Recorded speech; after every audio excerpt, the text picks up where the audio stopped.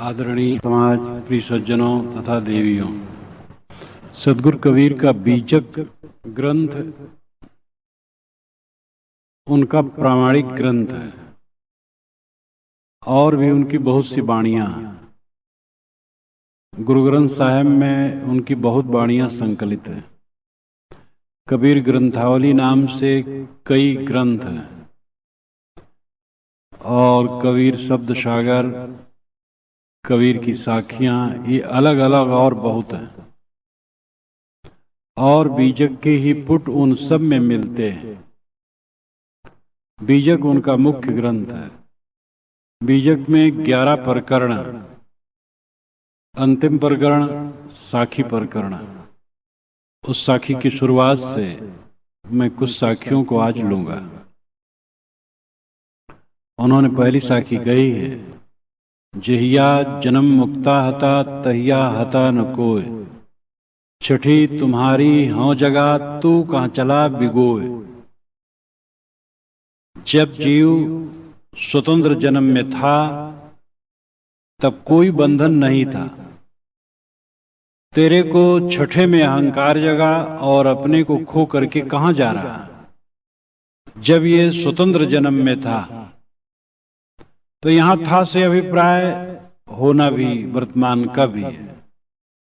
जब जब जीव मानव शरीर में आता है तब तब यह मोक्ष धाम में आता है, स्वतंत्र जन्म में आता है। लेकिन ये छठी में भूल जाता है। छठी है मन। 5 ज्ञानेंद्रियां, इनसे हम पांचों विषयों को जानते और ग्रहण करते। आंख से रूप को, कान से शब्द को, नाक से गंध को, जीभ से रस को, चाम से स्पर्श को जानते हैं और उन्हें ग्रहण करते हैं। और इन पांचों विषयों के संस्कार जहां इकट्ठे होते हैं, सारे संस्कारों का समवेत रूप जहां संग्रहित होता है, उसको कहते हैं का समवेत रूप जहां संग्रहित होता है उसको कहते हैं मन। ये छठा। इसीलिए बौद्धों ने षडायतन कहा है। छह आयतन, 5 ज्ञानेंद्रिय, छठा मन। बौद्धों के अतिरिक्त लोग 5 ज्ञानेंद्रिय कहते और 5 के अलावा मन कहते। कबीर साहब ने बीजक में 6 शब्द कह करके मन को अनेक बार कहा है। मन में हमें अहंकार जग जाता है, इसलिए हम भटक जाते हैं।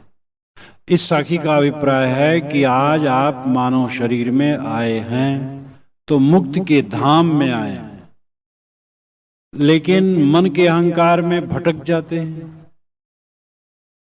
मन से मान मान करके सारी चीजों को समझ लेते हैं मेरी है। तो इस साखी में 2 बातें मुख्य हैं।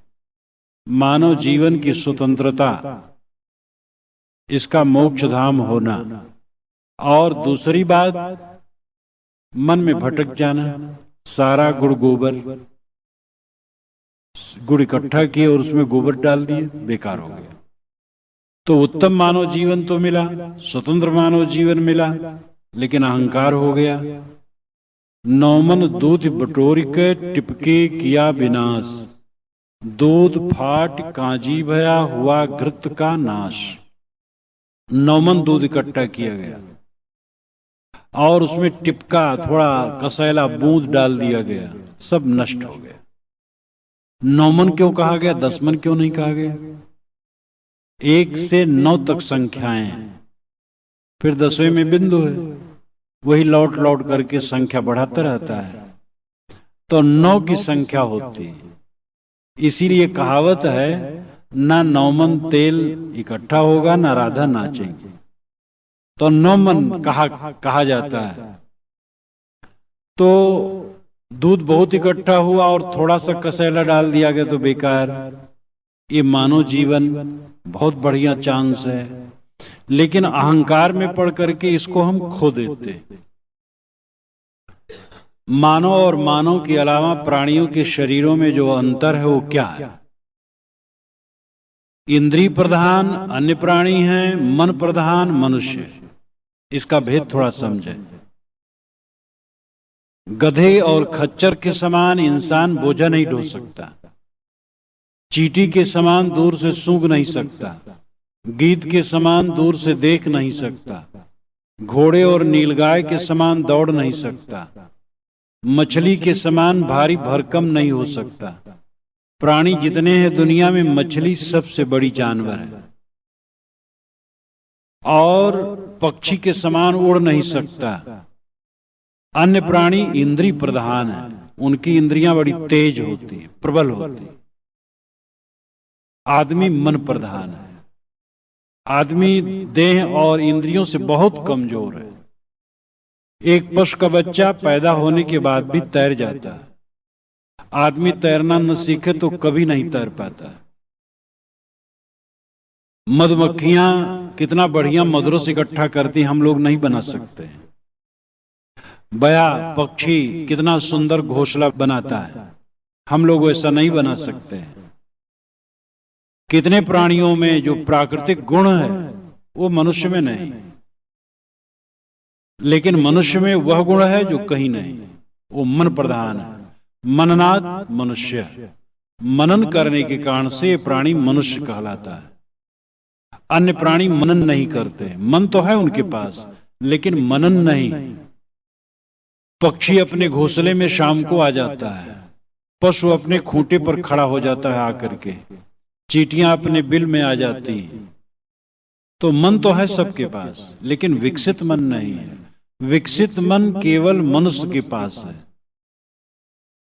और उसके पास दूसरी क्षमता है वाणी की। वाणी की क्षमता अन्य में नहीं है। ची पो बो इतना ही अन्य जानवर करते हैं बस।